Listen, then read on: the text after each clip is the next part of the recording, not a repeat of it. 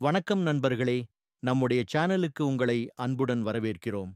இன்று நாம் பார்க்கப் போவது மஞ்சளாறு காட்டின் ஒரு மர்மமான கதை.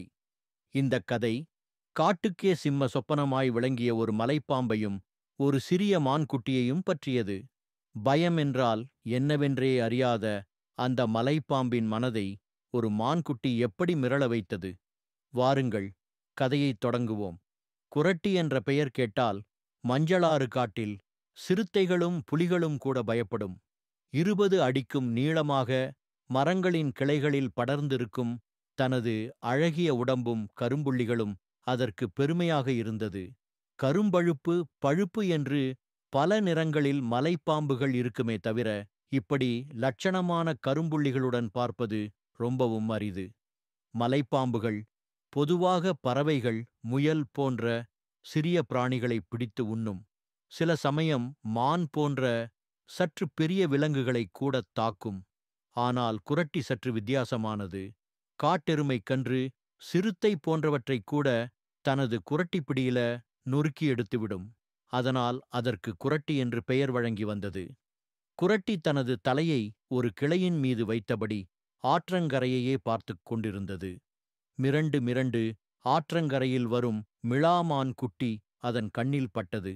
நீண்டு கிடந்த தனது உடலை வேகமாக தன்னை நோக்கி இழுத்தது. அநேகமாக அந்த மான்குட்டி மிகவும் குறுகலாக ஓடும் அந்த ஆற்றைக் கடந்து வரலாம். அப்படி கடந்து வந்தால் குறட்டி இருக்கும் வழியாகத்தான் வரவேண்டும். அந்த மிளா மான் ஆற்றில் இறங்கியது. குறட்டியில் வாயில் நீர் சுரந்தது.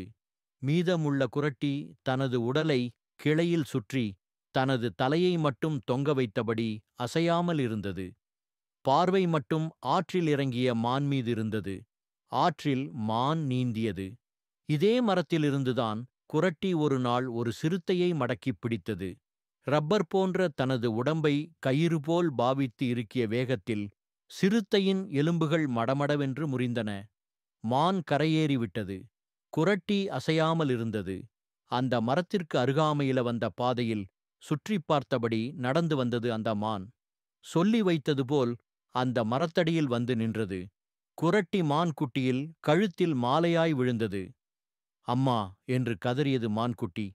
எதிர்பாராத தாக்குதலால் நிலை குலைந்து போனது. அப்படி இப்படி கூட அசையாமல் நின்றது. குறட்டிக்குக் கூட ரொம்ப ஆச்சரியமாக இருந்தது. குறட்டி அதன் முகத்தை பார்த்தது பாவமாக இருந்தது. அதற்குள் குறட்டி ரப்பர் போன்ற நீண்ட தனது உடலால் மானைச் சுற்றியது. மான் தேம்பி அழுதது. அதன் கண்களில் கண்ணீர் வழிந்தது.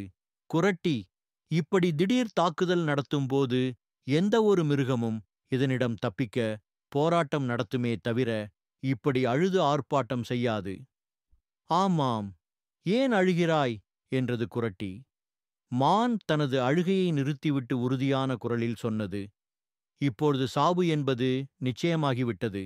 சாகவும் முன்னர் அம்மாவின் உயிரை காப்பாற்றிய பெருமையாவது என்னைச் சேரும்.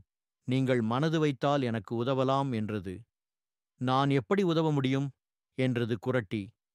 மொட்டச்சி அம்மன் பாறைக்குச் சென்று நாவல் பழங்களை எடுத்து என் அம்மாவிற்கு கொடுத்துவிட்டு மீண்டும் இங்கு வந்து சேர்கிறேன். பின்னர் உன் இஷ்டப்படி என்னை கொன்று சாப்பிடு என்றது மான்.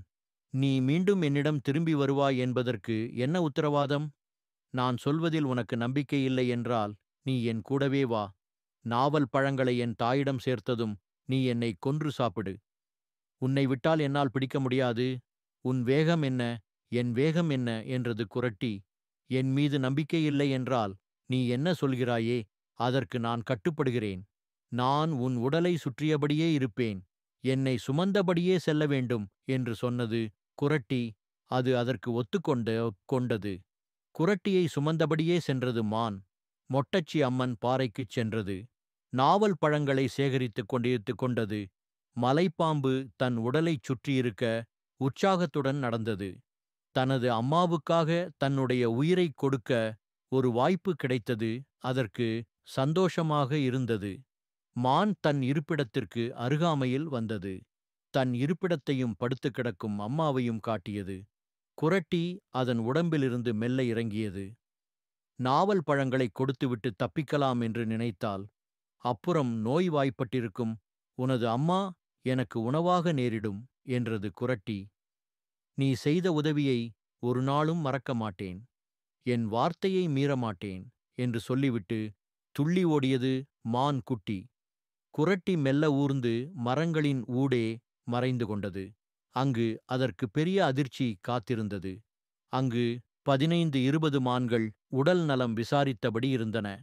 அதில் 2-3 மான்கள் ஒன்று சேர்ந்தால் கூட அவற்றின் கொம்புகளால் தனது தலையை குத்திக் கிழித்து விட முடியும். இப்படித்தான் சென்ற வாரம் ஒரு மலைப்பாம்பை 2 பெரிய மிளா மான்கள் கொம்பினால் நசுக்கி எடுத்துவிட்டன. அந்த மால் பாம்பு அங்கேயே உயிரை விட்டது. பயம் என்றால் என்னவென்று தெரியாத குறட்டிக்குக் கூட கொஞ்சம் நடுக்கமாக இருந்தது. கையில் கிடைத்ததை விட்டுவிட்டோமோ என்று கூட ஆதங்கமாக இருந்தது. எதற்கும் ஜாக்கிரதையாக இருப்பது நல்லது. குறட்டி பெரிய தனது உடலை வளைத்து நெளிந்தபடி மறைவிடம் நோக்கி நகர ஏதோ அரவம் கேட்டது. அதே மான்குட்டி தனியாக வந்தது. என் கடமை முடிந்தது. எனது வார்த்தையை நான் காப்பாற்றிவிட்டேன். உனக்கு எனது நன்றி என்று சொன்னவாறு குறட்டியின் முன்னால் வந்து நின்றது மான்குட்டி. குறட்டியின் முரட்டுத் தோலையும் மீறி அதன் உடல் புல்லரித்தது. என்னைப் பற்றியா சொன்னாய் என்றது குறட்டி. இல்லை, எனக்கு உதவி செய்த உன்னை காட்டிக் கொடுக்க மாட்டேன். உன்னைக் கொன்று தின்னப்போகும் நான் எப்படி உனக்கு உதவியவன் ஆவேன்? நீ சொன்னது சரிதான். ஆனால் நீ உதவாவிட்டால் என் அம்மாவை காப்பாற்ற முடியாது போயிருக்கும். பெற்றோருக்காக தனது உயிரைத் தருவதை விட பெருமை தரக்கூடிய விஷயம் உலகத்தில் வேறு என்ன இருக்க முடியும்? குறட்டி தனது தலையை மெல்ல உயர்த்தி மான் குட்டியின் கண்களில் வழிந்த கண்ணீரைத் துடைத்தது.